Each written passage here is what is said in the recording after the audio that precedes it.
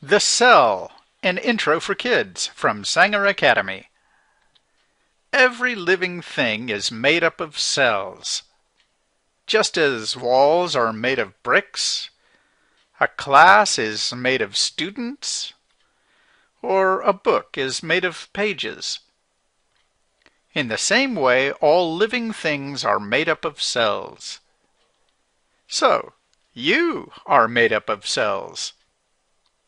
If you want to understand life, you have to understand cells. So, what is a cell? The first thing you need to know is that cells are very small. So small, you almost always need a microscope to see them.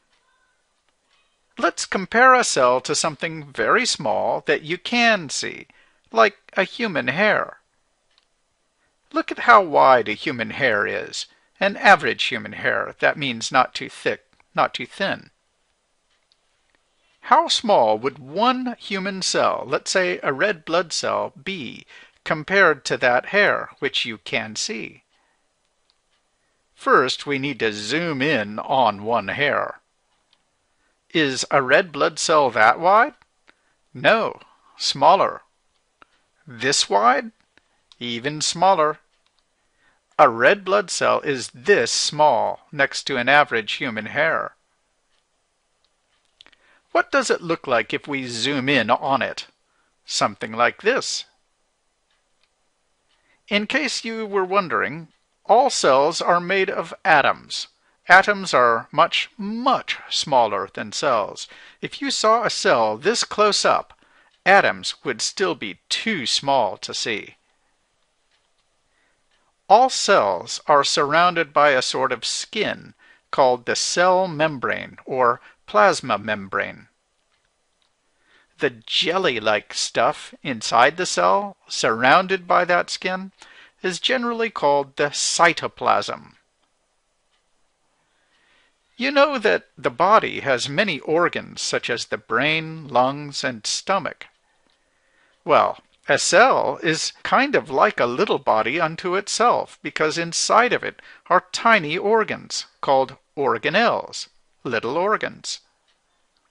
Those organelles are themselves surrounded by membranes.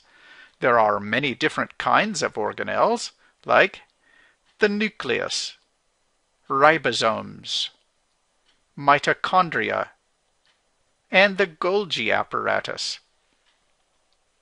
But I'll save discussion of the organelles for a different video. Just as all the organs of an animal work together to keep it alive, so all the little organs of a cell, the organelles, work together to keep it alive. So, if cells have a bunch of organelles, can't there be whole animals that are made of just one cell? Are there single-celled animals? Well, if they are that small, we wouldn't call them animals. We could call them organisms, because they do have organs, or organelles anyway. But they are very small organisms, so we call them microorganisms. Micro means small. So, yes, there are microorganisms made of a single little cell. But if we want to say more, we need to look inside the cell again. Every single living cell contains some very complicated stuff, some instructions that tell the cell what to do. This stuff is called deoxyribonucleic acid. Say it with me. Deoxyribonucleic acid. Deoxyribonucleic acid is also called DNA. DNA is the command center of the cell. In the cells of humans, other animals, and plants, the most important organelle is called the nucleus, and it's important because that's where the DNA is. But some other cells do not have a nucleus. They do have DNA. It's just floating around in the cell's cytoplasm. Cells that have a nucleus are called eukaryotic cells. Cells that don't have a nucleus are called prokaryotic cells. Eu means they do. Pro means they don't.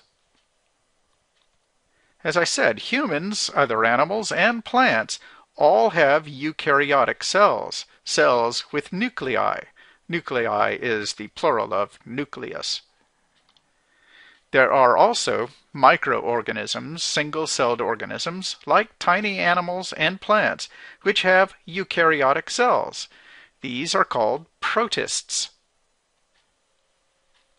So, what sort of organisms have prokaryotic cells? Again, that means cells without nuclei.